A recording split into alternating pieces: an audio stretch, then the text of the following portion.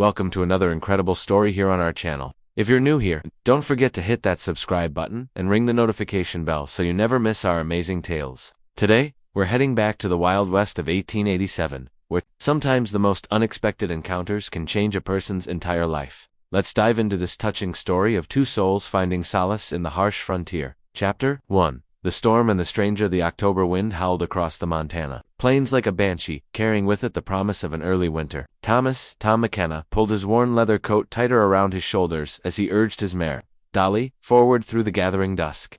The sky had turned an ominous shade of purple-black, and he could taste the metallic thumps of snow in the air. Tom had been riding for 3 days straight, driving a small herd of cattle toward the winter pastures near Billings. At 34, he was a man weathered by years of hard living on the frontier. His face was lined from squinting against prairie sun and wind, his hands calloused from rope and reins. He wasn't much to look at, he knew, but he was honest work incarnate, the kind of man who kept his word and asked for little in return. The first fat snowflakes began to fall as Tom spotted smoke rising in the distance. Through the swirling snow, he could make out the dim outline of a small cabin nestled against a rocky outcropping. It wasn't much, just rough-hewn logs and a stone chimney, but it represented warmth and shelter from what was shaping up to be a brutal storm.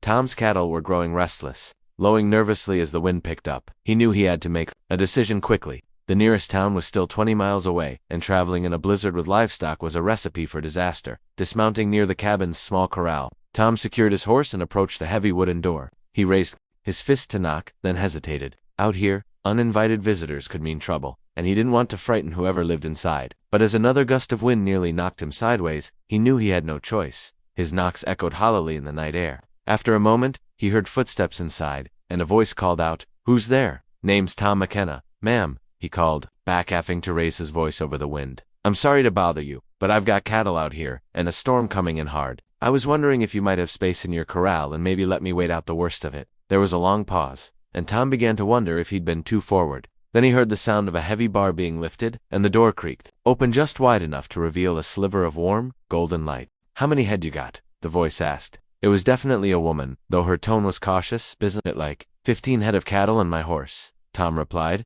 stamping his feet to keep the circulation going. "I can pay for the use of your corral, and I won't be any trouble. Just need to get through the night."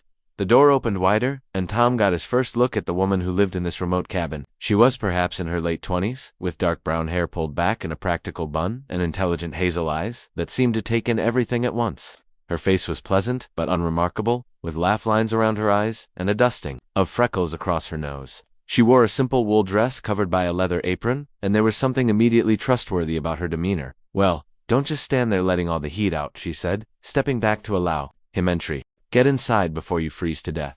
Your cattle can use the corral, there's hay in the lean-to, we'll settle up in the morning." Tom gratefully stepped into the cabin's warmth, immediately struck by how cozy and well-maintained everything was. The main room served as both kitchen and living area, with a stone fireplace crackling merrily against one wall. Hand-sewn quilts hung from pegs, and the smell of fresh bread and coffee filled the air. It was the kind of home that spoke of care and attention to detail. "Thank you kindly, miss," Tom began, removing his hat. "It's Mrs." she corrected gently, "Mrs. Sarah Coleman. And you don't need to thank me yet. You haven't seen what I charge for room and board." There was a hint of humor in her voice that put Tom at ease. "Fair enough, Mrs. Coleman. I'll go get my cattle settled, then we can discuss terms." The next hour was a blur of activity as Tom herded his cattle into Sarah's corral and got them situated with hay and water. The storm was intensifying by the minute, and by the time he led Dolly into the small barn attached to the corral, the snow was falling so thick he could barely see 5 feet in front of him. When he finally made it back to the cabin, his boots crunching through snow that was already ankle-deep, Sarah had set a place for him at her small wooden table. Steam rose from a bowl of stew, and there was fresh bread wrapped in a cloth napkin beside it. "Figured you'd be hungry," she said simply, ladling stew into her own bowl. "Storm like this, a man needs something warm in his belly." Tom settled into the chair across from her, suddenly aware of how long it had been since he'd shared a meal with another person. "This is very kind of you, Mrs. Coleman. I have to ask, aren't you worried about letting a stranger into your home? Out here, you never know what kind of man might come knocking." Sarah looked up from her stew, meeting his eyes directly. "I've got a good sense about people, Mr. McKenna. Been living out here alone for 3 years now, and I've learned to trust my instincts. Besides," she gestured toward the mantelpiece, where Tom now noticed a shotgun resting within easy reach. "I'm not exactly defenseless," Tom chuckled, impressed by her matter-of-fact attitude. "I can see that. Still, it takes courage to live out here by yourself. What brought you to this part of Montana?" A shadow passed across Sarah's face, and she was quiet for a moment before answering. My husband and I homesteaded here 5 years ago. He died of fever 3 winters back, but this is my home now. I run a few head of cattle, sell eggs and vegetables to the soldiers at Fort Ellis when I can make the trip. It's not much, but it's mine. I'm sorry for your loss, Tom said quietly, and he meant it. He'd seen too many graves on the frontier, too many people taken before their time. Sarah nodded her thanks, then seemed to shake off the melancholy mood. What about you, Mr. McKenna? What brings a cowboy out this way in October?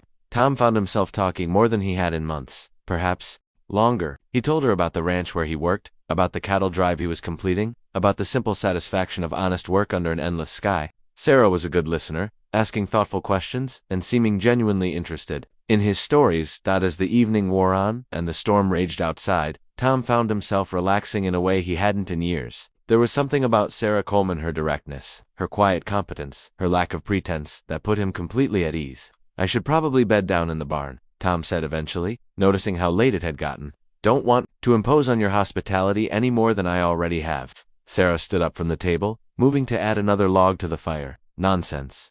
This storm's going to last all night, and that barn's colder than a banker's heart. You can sleep by the fire. I've got extra blankets. Tom started to protest, but Sarah cut him off. Mr. McKenna, I may not be the prettiest woman you've ever met, but I can keep a fire going all night and make sure you don't freeze to death. Out here, that's worth more than a pretty face. The honesty in her voice, the matter-of-fact way she spoke about herself, struck Tom speechless for a moment. Then he met her eyes and said quietly, Mrs. Coleman, that's all I need. Chapter 2. Dawn Conversations. Tom woke to the smell of coffee and bacon frying. For a moment, disoriented by the unfamiliar surroundings, he thought he might be dreaming. Then memory returned, and he sat up from his makeshift bed by the fireplace, stretching muscles stiff from sleeping on the floor. Outside, the storm had finally exhausted itself, leaving behind a world transformed by snow. Through the cabin's small windows, Tom could see that at least 2 feet had fallen during the night, creating drifts that came nearly to the windowsills.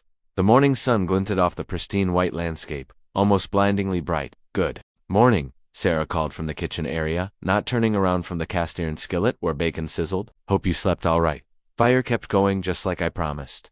Tom smiled, running a hand through his disheveled hair. Better than I have in weeks. Actually, thank you. He paused, then added, you were right about keeping the fire going. Warmest I've been in a long time. Sarah glanced over her shoulder at him, and Tom caught something in her expression. Pleasure. Perhaps at the compliment, though she quickly looked away. Well, coffee's ready if you want some. Bacon will be done in a minute.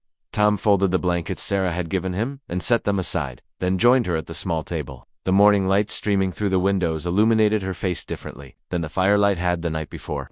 She looked younger somehow, and Tom found himself noticing details he'd missed in the evening, the way her hair caught the light, the graceful efficiency of her movements as she prepared breakfast. How bad is it out there? Tom asked, accepting a cup of coffee gratefully. Sarah joined him at the table with her own cup. Bad enough that you won't be moving those cattle today, that's for certain. Maybe not tomorrow either, depending on how quickly this melts. We might get some sun to help, but temperatures are supposed to stay below freezing for the next few days. Tom nodded, not entirely displeased by this news. The thought of spending another day or two in Sarah's company was surprisingly appealing. I hope that doesn't put you out too much. I know having a stranger around can't be easy. It's not so bad, Sarah said, and there was something almost shy in her voice. Gets quiet out here sometimes. It's nice to have someone to talk to. They ate breakfast in comfortable silence, listening to the wind outside and the crackling of the fire. Tom found himself studying Sarah when she wasn't looking, trying to figure out what it was about her that he found so compelling. She wasn't a classic beauty by any stretch. Her features were too strong, her hands too work-roughened, her manner too forthright. But there was something undeniably attractive about her confidence, her competence, the way she seemed so comfortable in her own skin. Tell me about your husband, Tom said eventually, then immediately regretted the forward question. I'm sorry, that's none of my business. But Sarah didn't seem offended. She leaned back in her chair, cradling her coffee cup in both hands. His name was Daniel. We met in Kansas. I was working at a boarding house, and he was passing through on his way west. He was charming, I suppose you'd say, full of big dreams about making his fortune out here. She paused, seeming to gather her thoughts. Daniel was the kind of man who could talk a snake out of its skin. Handsome as the devil and twice as persuasive. He convinced me to marry him, and come west told me we'd build something wonderful together. Tom heard something in her voice, not bitterness, exactly, but a kind of weary acceptance. But it didn't work out that way. Sarah shook her head. Daniel was better at dreaming than doing. He could plan and scheme and talk about what we were going to accomplish. But when it came to the actual work, she trailed off, then seemed to make a decision to be completely honest. I built most of this place myself. Mr. McKenna, the corral, the improvements to the cabin, the vegetable garden. Daniel spent most of his time in town, playing poker and talking about his next big idea. Tom found himself getting angry on her behalf. That must have been hard. It was lonely, Sarah admitted. Even when he was here, it was lonely. I think that's the worst kind, being lonely when you're not actually alone. Tom understood that feeling all too well. He'd experienced it himself, in bunkhouses full of cowboys and saloons full of strangers. I know what you mean. Sarah looked at him with surprise. Do you? I wouldn't have thought a man like you would understand loneliness. A man like me? Tom asked, genuinely curious about her perception of him. Sarah seemed to consider her words carefully. You seem so, self-sufficient, like you've got everything figured out. I imagine you could make friends anywhere you went. Tom laughed, but there was no humor in it. Mrs. Coleman, I've been drifting from ranch to ranch for 15 years. I've got no family to speak of, no real friends, no place I call home.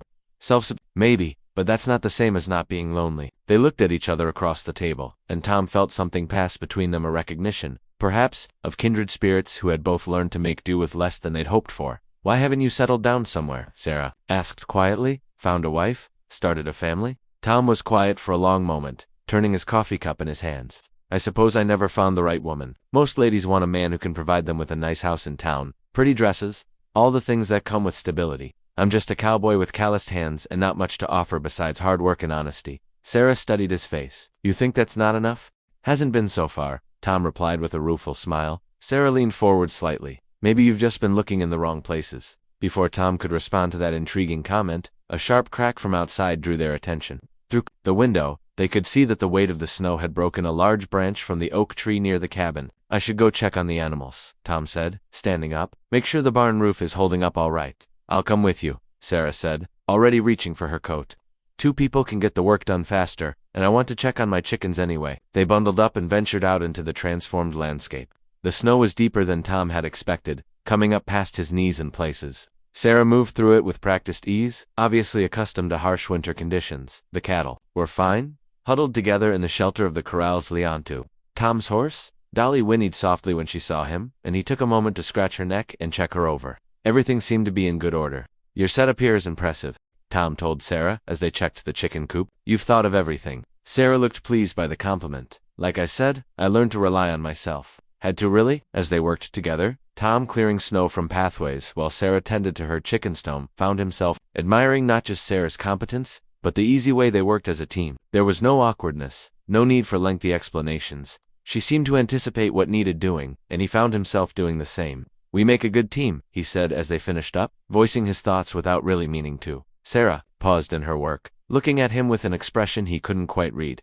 Yes, she said quietly. We do. Chapter 3. Unexpected Connections. By the 3rd day, the snow had begun to melt, but slowly. Tom's cattle were content enough in Sarah's corral, and he found himself in no particular hurry to move on. He told himself it was practical better to wait until the roads were clearer, until he could be sure of safe passage for his herd. But, deep down, he knew the real reason he was reluctant to leave. He was falling for Sarah Coleman. It wasn't something he'd planned or expected. Tom had always imagined that if he ever fell in love, it would be with someone soft and feminine, someone who needed his protection and care. Sarah was nothing like that idealized woman. She was strong, independent, capable of taking care of herself in ways that put most men to shame. And yet, there was something about her that drew him like a moth to flame. Maybe it was the way she laughed at his stories, throwing her head back, unsplit. Maybe it was the quiet competence with which she went about her daily tasks, never complaining about the hard work required to maintain her homestead. Or maybe it was simply the peace he felt in her presence, the sense that he could be completely himself without pretense or performance.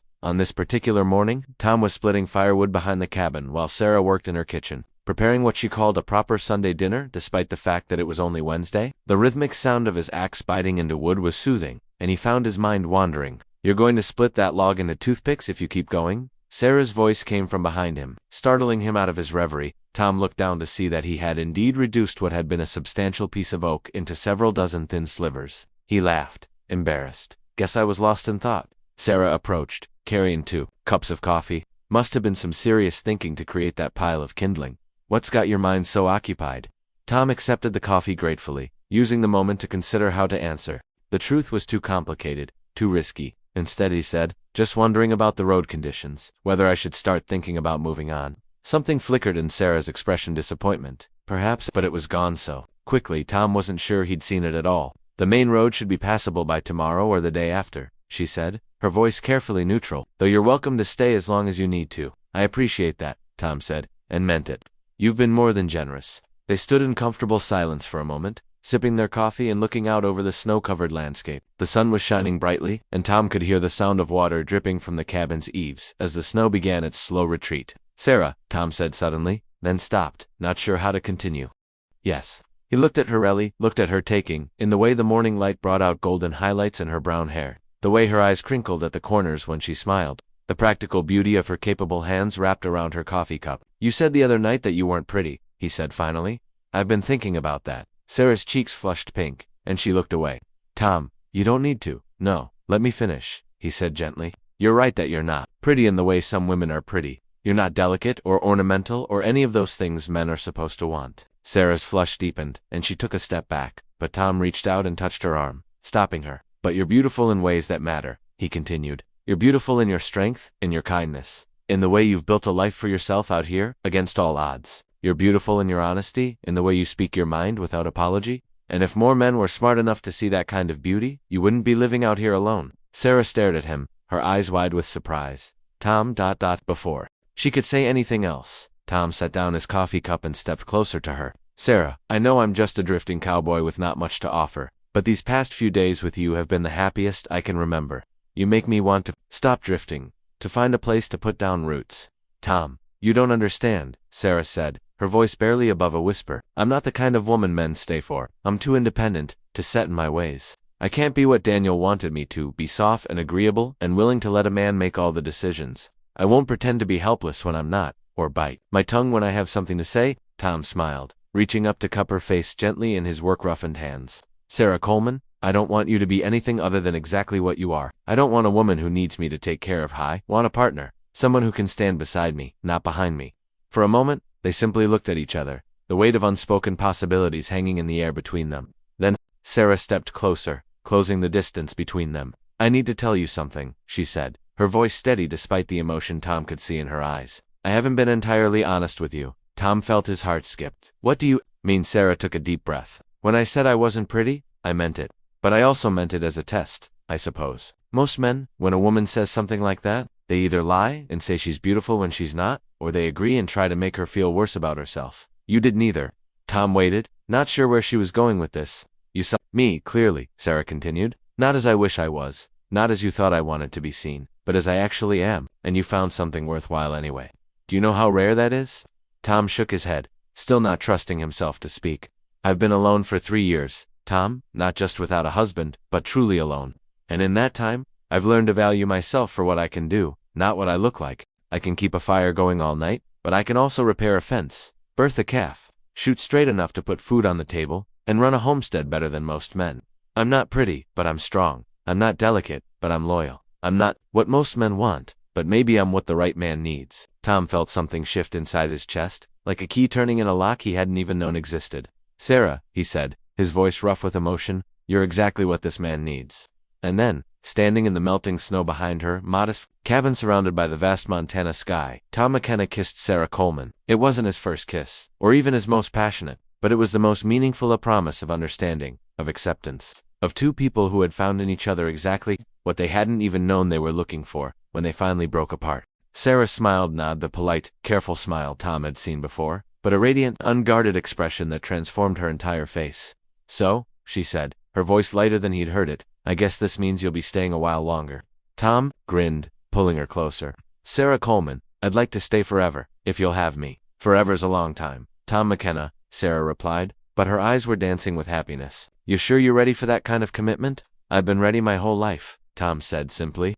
I just didn't know what I was getting ready for until I met you. Chapter 4, New Beginnings. 6 months later, Tom McKenna stood in the same spot where he'd first kissed Sarah, but the world around him had changed dramatically. The snow had given way to spring, then summer, and now early autumn painted the landscape in shades of gold and crimson. Where once there had been only Sarah's modest cabin and outbuildings, there was now a proper ranch taking shape. Tom had sold his small herd and used the money, combined with his savings from 15 years of cowboy wages, to buy more cattle and improve the homestead. Together, he and Sarah had expanded the cabin, adding a bedroom and a larger kitchen. They'd built new corrals, a proper barn, and even a small bunkhouse for the hired hand they planned to bring on before winter. But the most significant change wasn't visible in the buildings or livestock, it was in Tom himself. For the first time in his adult life, he woke up each morning excited about the day ahead. He had purpose beyond simple survival, hope beyond his next paycheck, and love beyond anything he'd ever imagined possible. This particular evening, Tom was finishing up the day's chores while Sarah prepared dinner inside. They'd developed an easy rhythm over the months, a partnership that felt as natural as breathing. Tom handled most of the heavy outdoor work, while Sarah managed the household and helped with everything from branding cattle to mending fences. They were a team in the truest sense of the word. As Tom closed up the barn for the night, he heard the sound of horses approaching. Visitors were rare at their remote homestead, and Tom felt a flicker of caution as he walked toward the front of the cabin to see who was coming. 3 riders emerged from the tree line, 2 men and a woman, all well-dressed and clearly not local ranchers or driftists. Tom recognized the woman immediately, even after all these months. It was Sarah's sister, Margaret, whom Sarah had written to after their marriage but who had never responded. Tom called to Sarah, and she emerged from the cabin, wiping her hands on her apron. When she saw the riders, her face went pale. "Margaret," Sarah called uncertainly. The woman dismounted gracefully, revealing an elegant figure in a traveling dress that probably costs more than most local families made in a year. She was everything Sarah wasn't: petite, delicately featured, with perfectly arranged blonde hair and clothes that suggested wealth and refinement. "Hello, Sarah," Margaret said, her voice cool and appraising as she looked around the homestead. "I received your letter about your marriage. I thought it was time I met your new husband." Tom stepped forward, extending his hand politely. "Ma'am, I'm Tom McKenna." Margaret looked at his outstretched hand, work-roughened and honest with barely concealed disdain before giving it the briefest possible shake. "Mr. McKenna, I'm Margaret Whitmore, Sarah's sister." The 2 men with her were introduced as her husband, Charles Whitmore, a banker from Denver, and her brother-in-law, Dreams. All 3 of them looked around the homestead with expressions that made Tom's jaw tighten. "Well," Margaret said after the introductions were complete, "I suppose we should talk. Charles, James, perhaps you could see to the horses while I have a word with my sister." Sarah looked at Tom, and he could see the uncertainty in her eyes. He gave her an encouraging nod, then moved to help with the horses, though he stayed close enough to hear the conversation. "Sarah, dear," Margaret began, her voice carrying the particular kind of condescension that only family members can perfect. "I have to say, I'm disappointed. When I heard you'd remarried, I had hoped you'd learned from your mistake with Daniel, and chosen more wisely this time." "Tom is nothing like Daniel," Sarah replied, her voice steady but tense. "No, I can see that," Margaret said, glancing around the homestead with obvious distaste. "Daniel at least had ambition, even if he lacked follow-through. This man seems content to keep you buried out here in the middle of nowhere, living like well, like pioneers." Tom felt his temper rising, but he forced himself to remain calm. This was Sarah's family, her battle to fight. "This is my home, Margaret," Sarah said firmly. "It's where I choose to be." "But why?" Margaret's voice rose slightly. "Sarah, you could come to Denver with us. Charles has connections. He could find you a proper husband, someone who could give you a real life. You're still young enough, and with the right clothes, the right setting." She trailed off, then seemed to gather herself. "You don't have to settle for this rustic existence with a common cowboy." That was too much for Tom. He stepped forward, his voice carefully controlled but carrying an unmistakable edge of steel. "Mrs. Whitmore, I think you've said enough." Margaret turned to him with raised eyebrows. "Excuse me. You come to our home," Tom said evenly, "accept our hospitality, and then insult both my wife and me. Where I come from, that's called poor manners." Charles Whitmore stepped forward, puffing himself up importantly. "Now see here, McKenna." "No, you see here," Tom interrupted, his patience finally exhausted. "Your wife seems to think Sarah has settled for me, that she deserves something better. Let me tell you what Sarah has. She has a husband who loves her exactly as she is, who values her strength and independence, who considers himself the luckiest man alive every single day he gets to wake up beside her. She has a home she built with her own hands, land that belongs to her, and a life where she's respected as an equal partner." Tom paused, looking directly at Margaret. "Now, you tell me, what exactly do you think would be better than that?" Sarah moved to stand beside Tom, taking his hand in hers. When she spoke, her voice was calm but absolutely certain. "Margaret, I appreciate that you came all this way, but Tom is right. I don't need to be saved from my life. I love my life. I love this place. I love the work we do here, and I love my husband. Not because I had no other choices, but because he's the best choice I could ever make." She looked at Tom with such warmth and certainty that his heart swelled with pride and gratitude. "I'm not pretty enough for Denver society, Margaret. I never was, and I never will be. But I'm exactly right for Tom, and he's exactly right for me. That's not settling. That's finding exactly where you belong." Margaret looked back and forth between them, clearly struggling to understand how her sister could be happy with what she saw as such a limited life. Finally, she shook her head. I'll never understand you, Sarah, but if this is truly what you want, ... It is, Sarah said firmly. It absolutely is. Margaret nodded stiffly, then turned to her husband. Charles, I think we should be going. There's an inn in town where we can spend the night before starting back to Denver. As the visitors prepared to leave, Margaret paused one final time. Sarah, if you ever change your mind, I won't, Sarah replied gently but firmly. But thank you for caring enough to come. After the Whitmores had ridden away, Tom and Sarah stood together in the gathering dusk, watching until the riders disappeared into the trees. Well, Sarah said finally, that was interesting. Tom looked down at her, seeing the mix of emotions in her face. You all right? Sarah considered the question seriously. You know what? I really am. For the first time in my life, I'm completely certain about where I belong and who I belong with. She turned to face him fully. Tom, do you ever regret giving up the drifting life? Don't you sometimes wonder what you might have missed? Tom pulled her into his arms, marveling as always at how perfectly she fit against him. Sarah, I spent 15 years looking for something I couldn't even name. Turns out I was looking for you for this life, this home, this partnership. I don't miss the loneliness, the uncertainty, the feeling that I was always on the outside looking in. He paused, looking around at the homestead they'd built together, at the life they were creating in this beautiful, wild place. You asked me once if I was sure I was ready for forever, he said. The answer is yes, but only with you, only here, in this life we're building together. Sarah smiled, the radiant, unguarded smile that still took his breath away. Good, she said, standing on her toes to kiss him, because I plan to hold you to that promise. As they walked back toward their cabin, Tom reflected on the strange turns life could take. 6 months ago, he'd been a drifting cowboy with no real home, no family, no prospects beyond the next job.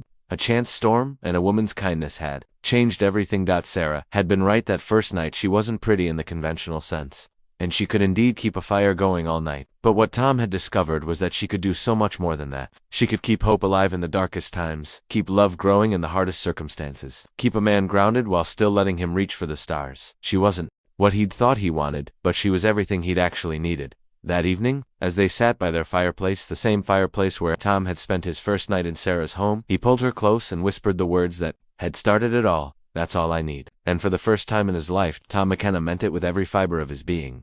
Asterisk, thank you for joining us for this heartwarming tale of love, acceptance, and finding where you truly belong. If you enjoyed this story, don't forget to like this video.